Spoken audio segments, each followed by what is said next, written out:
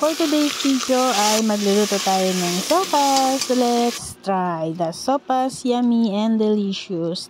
Ayan, magluluto ako ng sopas. Sinong may gusto? Kain na!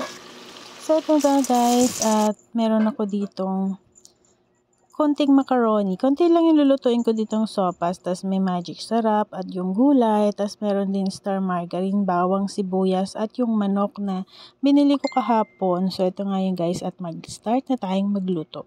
Ito nga guys, at pinainit ko yung kaserola. Umusok ng umusok yung aking kaserola kasi mainit na mainit. Ginisa ko na nga dito yung bawang, sibuyas.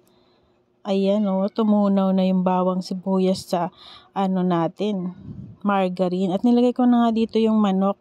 Yung manok, nilamas ko yan ng asin, tapos nilagyan ko ng paminta para may lasa-lasa na yung manok natin.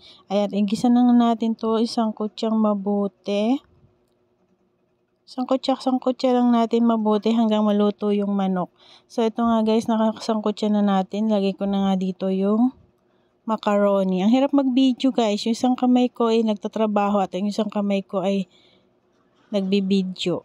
Ayan. Nilagay ko na nga lahat dito yung mga macaroni ko. May mga tira-tira pa akong macaroni.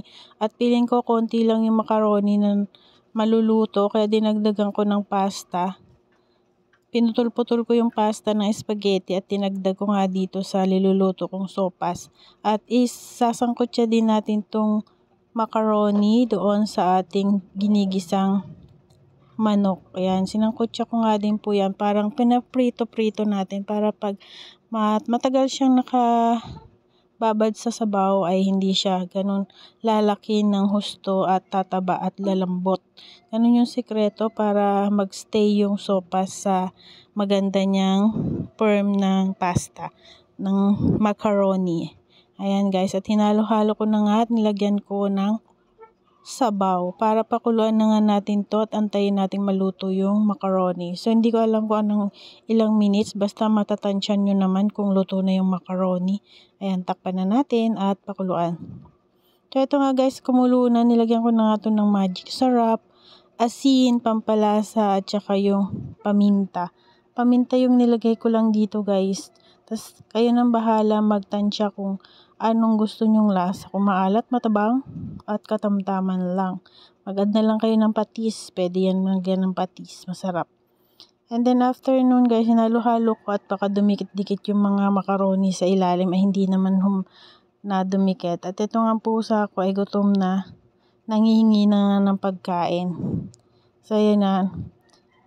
Actually, birthday pala na aking lalaking uniko iho, kaya nagluto na lang ako ng sopas. At ayaw niya maghanda at gusto niya pera na lang yung hinihingi. At nagwawala nga at gusto niya pera. Kakain sila sa labas ng kanyang mga kaibigan. So ito nga guys, kumulo na yung aking sopas. At si Miming ay matakaw. Kumakain siya ng kanin at saka yung laing na niluto ni Inang. Ayan. So nga, binuhos ko na nga itong gatas. Isang latang Angel Condensada. Baka naman. Sana yan, ang dami ng gatas nito. Punong-puno yung aking kaserola at wala nga akong kaserolang malaki. So tinansya ko na nga lang yan at punong-punot umaapaw. Nilagay ko na rin tong gulay ng aking para sa sopas. Ayan, nalo-halo ko. Dahan-dahan nga at tumapon kasi punong-puno nga talaga guys yung sabaw. At konti na nga yung sabaw niyan eh. Sinipsip na ng sopas. I hope you like this video. Please give me thumbs up, like, share, and comment down below. Miss ayusin mo here. Thanks for watching. Sopas casserole. Yummy. Ayan, maglalagay na nga ako dito sa isang mangkok at kakainin ko na nga po at ako unang-unang kakain. Siyempre ako nagluto, ako unang kakain. Ayan o, hindi siya masyadong malambot pa yung macaroni. Katamtaman lang yung gusto ko macaroni. Kasi pag nabawad pa yan sa sabaw niya, ay lalambot pa yan guys mamaya. Ayan. Kita mo yung sabaw. Sabaw pa lang, ang sarap na malasa. And favorite ko talaga tong sopas. Kaya kung sino may gustong magsopas, ayan, punta na kayo dito sa amin at